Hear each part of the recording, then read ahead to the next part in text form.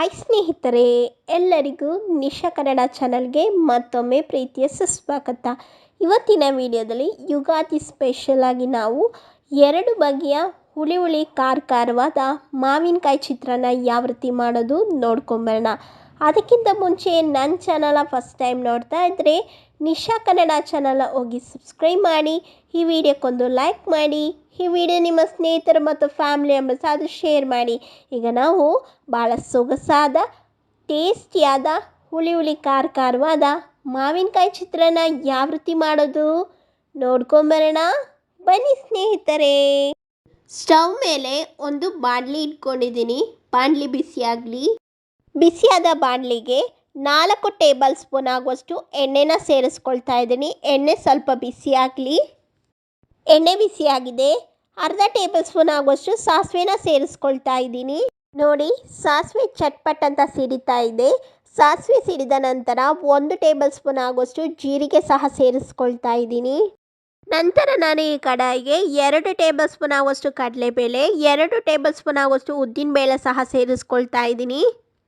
ಕಡಲೆಬೇಳೆ ಮತ್ತು ಉದ್ದಿನಬೇಳೆನ ನಾವು ಎಣ್ಣೆಯಲ್ಲಿ ಸೇರಿಸಿದ ನಂತರ 30 ಸೆಕೆಂಡ್ಗಳ ಕಾಲ ಕಡಿಮೆ ಉರಿಯಲ್ಲಿ ಇಟ್ಕೊಂಡು ಫ್ರೈ ಮಾಡ್ಕೊಳ್ಬೇಕು.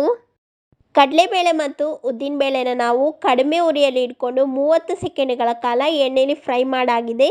ಈಗ ನಾವು ಇದೇ ಸೇಮ್ ಕಡಾಯಿಗೆ 3 ಹಸಿಮೆಣಸಿನಕಾಯಿ ಚಿಕ್ಕದಾಗಿ ಕಟ್ ಮಾಡಿರೋದು ಸೇರಿಸ್ಕೊಳ್ತಾ ಇದ್ದೀನಿ. ಇದನ್ನು ನಾವು 30 ಸೆಕೆಂಡ್ಗಳ ಕಾಲ ಕಡಿಮೆ ಉರಿಯಲ್ಲಿ ಇಟ್ಕೊಂಡು ಎಣ್ಣೆಯಲ್ಲಿ ಫ್ರೈ ಮಾಡ್ಕೊಳ್ಬೇಕಾಗುತ್ತೆ. ಹಸಿಮೆಣಸಿನ್ಕಾಯಿನ ನಾವು 30 ಸೆಕೆಂಡ್ಗಳ ಕಾಲ ಎಣ್ಣೆಯಲ್ಲಿ ಫ್ರೈ ಮಾಡಾಗಿದೆ. ಈಗ ನಾನು ಸ್ವಲ್ಪ ಕರ್ಬೇವಿನ ಸೊಪ್ಪು ಸಹ ಸೇರಿಸ್ಕೊಂಡು ಚೆನ್ನಾಗಿ ಮಿಕ್ಸ್ ಮಾಡ್ಕೊಳ್ತಾ ಇದ್ದೀನಿ. ಈಗ ನಾನು ರುಚಿಗೆ ತಕ್ಕಷ್ಟು ಉಪ್ಪನ್ನು ಸೇರಿಸ್ಕೊಳ್ತಾ ಇದ್ದೀನಿ. ಮತ್ತೆ ಚೆನ್ನಾಗಿ ಮಿಕ್ಸ್ ಮಾಡ್ಕೊಳ್ಳೋಣ. ಉಪ್ಪು ಸೇರಿಸಿದ ನಂತರ ನಾನು ಅರ್ಧ ಕಪ್ ಆಗುವಷ್ಟು ತುರಿದಿಟ್ಕೊಂಡಿರುವ ಮಾವಿನಕಾಯಿನ ಸೇರಿಸ್ಕೊಳ್ತಾ ಇದ್ದೀನಿ. ನಾನು ತೆಗೆದುಕೊಂಡಿರೋ ಮಾವಿನಕಾಯಿ ಸ್ವಲ್ಪ ಹುಳಿ ಜಾಸ್ತಿ ಇದೆ, ಅದಕ್ಕೋಸ್ಕರ ನಾವು ಕೇವಲ ಅರ್ಧ ಕಪ್ ಆಗುವಷ್ಟು ಮಾತ್ರ ನಾವು ತುರಿದಿಟ್ಕೊಂಡಿರೋ ಮಾವಿನಕಾಯಿನ ಸೇರಿಸ್ಕೊಳ್ತಾ ಇದ್ದೀನಿ. ನೀವು ತೆಗೆದುಕೊಂಡಿರೋ ಮಾವಿನಕಾಯಿ ಏನಾದರೆ ಹುಳಿ ಕಮ್ಮಿ ಇದ್ದರೆ 3/4 ಕಪ್ ಆಗುವಷ್ಟು ಮಾವಿನಕಾಯಿನ ತುರಿದಿಟ್ಕೊಂಡಿರೋದು ಹಾಕ್ಕೊಳ್ಬೋದು. ತುರಿದ ಮಾವಿನಕಾಯಿ ಸೇರಿಸಿದ ನಂತರ ಚೆನ್ನಾಗಿ ಮಿಕ್ಸ್ ಮಾಡಿ 1 ಚಿಟಿಕೆಯಷ್ಟು ಅರಿಶಿನ ಪುಡಿ ಸೇರಿಸ್ಕೊಂಡು ಚೆನ್ನಾಗಿ ಮಿಕ್ಸ್ ಮಾಡಿದ ನಂತರ ಫ್ಲೇಮನ್ನು ಆಫ್ ಮಾಡ್ತಾ ಇದ್ದೀವಿ. ಕಡಲೆಕಾಯಿ ಬೀಜ ಫ್ರೈ ಮಾಡ್ಕೊಳ್ಳೋಕ್ಕೆ ನಾನೊಂದು ಕಡಾಯಿ ಇಟ್ಟಿದ್ದೀನಿ. ಕಡಾಯಿ ಬಿಸಿಯಾಗಿದೆ. ಬಿಸಿಯಾದ ಕಡಾಯಿಗೆ 1 ಟೇಬಲ್ ಸ್ಪೂನ್ ಆಗುವಷ್ಟು ಎಣ್ಣೆನ ಸೇರಿಸ್ಕೊಳ್ತಾ ಇದ್ದೀನಿ. ಎಣ್ಣೆ ಸಹ ಬಿಸಿಯಾಗಲಿ. ಎಣ್ಣೆ ಬಿಸಿಯಾಗಿದೆ. ಈಗ ನಾನು 3 ಟೇಬಲ್ ಸ್ಪೂನ್ ಆಗುವಷ್ಟು ಕಡಲೆ ಬೀಜನ ನಾನು ಈ ಕಡಾಯಿಗೆ ಹಾಕ್ಕೊಳ್ತಾ ಇದ್ದೀನಿ. ಕಡಲೆ ಬೀಜ ಕ್ರಿಸ್ಪಿನೆಸ್ ಆಗೋವರೆಗೂ 1 ನಿಮಿಷಗಳ ಕಾಲ ಎಣ್ಣೆಯಲ್ಲಿ ಚೆನ್ನಾಗಿ ಫ್ರೈ ಮಾಡ್ಕೊಳ್ಬೇಕು. ನೋಡಿ, ಕ್ರಿಸ್ಪಿಯಾಗಿ ಕಡಲೆ ಬೀಜ ಫ್ರೈ ಆಗಿದೆ. ಈಗ ನಾನು ಫ್ಲೇಮ್ ಆಫ್ ಮಾಡಿ ಆವಾಗಲೇ ನಾವು ಗೊಜ್ಜು ರೆಡಿ ಮಾಡ್ಕೊಂಡಿದ್ವಲ್ಲ, ಆ ಗೊಜ್ಜಿಗೆ ನಾವು ಈ ಫ್ರೈ ಮಾಡ್ಕೊಂಡಿರುವ ಕಡಲೆ ಬೀಜನ ಸೇರಿಸ್ಕೊಳ್ತಾ ಇದ್ದೀವಿ. ಈಗ ನಾವು ಈ ಕಡಾಯಿಗೆ ಕಡಲೆ ಬೀಜ ಸೇರಿಸಿದ ನಂತರ ಸ್ವಲ್ಪ ಕೊತ್ತಂಬರಿ ಸೊಪ್ಪು ಚಿಕ್ಕದಾಗಿ ಕಟ್ ಮಾಡಿರೋದು ಸೇರಿಸ್ಕೊಳ್ತಾ ಇದ್ದೀನಿ. ಮತ್ತು ನಾವು ಚೆನ್ನಾಗಿ ಮಿಕ್ಸ್ ಮಾಡ್ಕೊಳ್ಬೇಕು. ಮಾವಿನಕಾಯಿ ಚಿತ್ರಾನ್ನಕ್ಕೆ ಗೊಜ್ಜು ರೆಡಿಯಾಗಿದೆ. ಮೊದಲೇ ಮಾಡಿಟ್ಕೊಂಡಿರುವ ಬಿಸಿಯಾಗಿರುವ ಬಿಡಿಯಾಗಿರುವ ಅನ್ನನ ಸೇರಿಸ್ಕೊಳ್ತಾ ಇದ್ದೀನಿ. ನೋಡಿ, ಬೇಯಿಸಿದ ಅನ್ನನ ನಾವು ಈ ಮಾವಿನಕಾಯಿ ಗೊಜ್ಜಿನ ಜೊತೆ ಹೊಂದೋ ರೀತಿ ಚೆನ್ನಾಗಿ ಮಿಕ್ಸ್ ಮಾಡ್ಕೊಳ್ಬೇಕು. ಈ ರೀತಿ ನೀಟಾಗಿ ಮಿಕ್ಸ್ ಮಾಡ್ಕೊಳ್ಳಿ.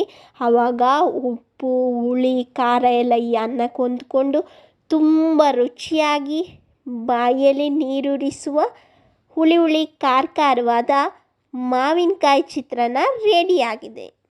ಈಗ ನಾವು 2ನೇ ರೀತಿಯಲ್ಲಿ ಮಸಾಲ ಮಾವಿನಕಾಯಿ ಚಿತ್ರಾನ್ನ ಯಾವ ರೀತಿ ಮಾಡೋದು ನೋಡ್ಕೊಂಬರೋಣ.